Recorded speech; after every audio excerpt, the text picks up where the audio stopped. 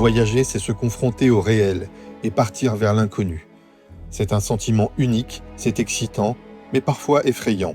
J'ai demandé à Laurent Guillot de nous parler de son savoir-faire, une connaissance concrète et vivante des destinations grâce à un maillage de partenaires fiables et de longue date.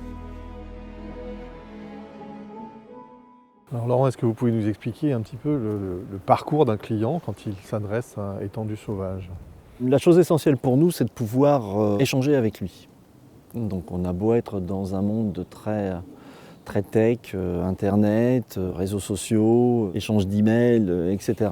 Il est pour nous fondamental de pouvoir échanger avec lui au moins par téléphone. Donc là, ça passe par un premier entretien. Vous évaluez, qu'est-ce que vous évaluez à ce moment-là? C'est un échange, c'est une discussion pour savoir ce dont les clients rêvent et après quels sont leurs souhaits, leurs contraintes.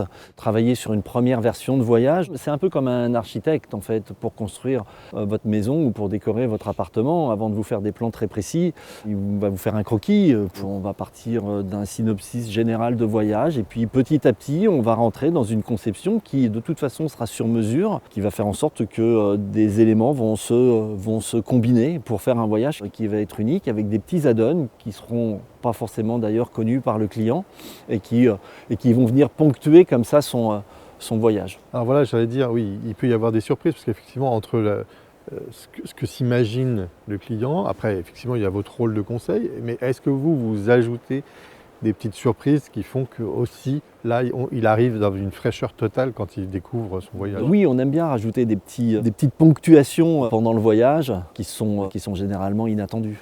Et alors après, quand le client revient d'un voyage, là vous avez aussi une relation, un échange, un nouvel échange, un suivi. Le conseiller qui a conçu son voyage rappelle le client et on a un moment de debriefing. C'est aussi important pour nous parce qu'on apprend aussi des choses. On s'enrichit intellectuellement, hein, j'entends, de ces expériences de nos clients. Et alors, votre mesure de la réussite, c'est quoi? C'est la fidélité, c'est le fait qu'un client revienne et recommande un nouveau voyage? Quand on nous recommande auprès d'amis ou de famille, ça c'est encore une marque de confiance encore plus forte parce que quelque part ils s'engagent presque à notre place auprès de leurs amis. Donc ça c'est une vraie marque de satisfaction et de confiance.